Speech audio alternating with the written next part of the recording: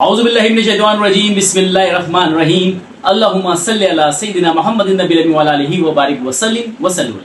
دیکھنے والے تمامی معزز ناظرین اور سامعین کو آپ کے میزبان اسد اللہ صدیقی کی طرف سے السلام علیکم ورحمۃ اللہ. میٹرو 7 پاکستان کی جانب سے آج کا یوم یکم مئی کے حوالے سے پیش کی جانے والی قرآن کی نشریات میں آپ سب کو خوش آمدید کہتا ہوں اور امید کرتا ہوں کہ آپ سب خیر وافیت کے ساتھ ہوں گے. نبی کریم صلی اللہ علیہ وآلہ وسلم کا ارشاد ہے کہ مزدور کی مزدوری اس کے پسینہ خشک ہونے سے پہلے ادا کر دی جائے. محترم ناظرین اور سامعین، یہ صرف ایک حدیث نہیں بلکہ ایک مکمل نظام انصاف ہے، ایک ایسا ماحول جو انسانیت کو عزت دیتا ہے.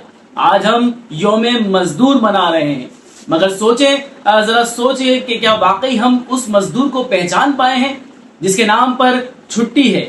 وہی آج بھی سڑک کنارے کھڑا ہے، کہیں مکینک کی صورت میں تو کہیں مزدور کی صورت میں تو کہیں شاپ کیپر کی صورت میں تو کہیں اپنے ڈیوٹی کے فرائض انجام دیتے ہوئے مختلف کمپنیوں میں یا ہسپتالوں میں، اور دوسری طرف ٹھنڈی فضاؤں میں آرام لیے اپنے بچوں کے ساتھ آج کا دن انجوائے کرتے ہوئے بڑے افسران، اور ادھر دھوپ میں جلتا ہوا پسینہ اور بچوں کا انتظار.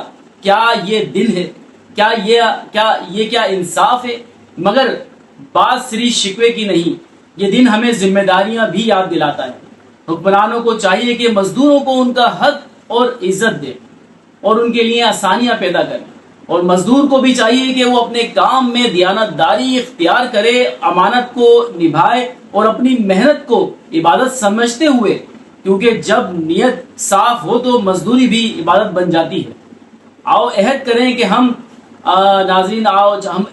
کہ ہم صرف یوم مزدور نہیں منائیں گے بلکہ مزدور کے حق اور اس کی عزت اور اس کے مقام کو بلند کریں گے، کیونکہ جب مزدور خوشحال ہوگا تبھی تو پاکستان مضبوط ہوگا. تو محترم ناظرین سامعین، آج کے لیے اتنا ہی کافی. اپنے میزبان اسد اللہ صدیقی کو اجازت دیجیے، کیونکہ میں بھی ایک مزدور ہوں تو میرا بھی حق ہے کہ آج کا دن ہم منایا جائے. تو اگلی ایپیسوڈ میں ضرور حاضر خدمت ہوں گے. پروگرام عوام کی آواز میٹرو 7 پاکستان سے اپنے میزبان اسد اللہ صدیقی کو اجازت دیجیے. اللہ حافظ.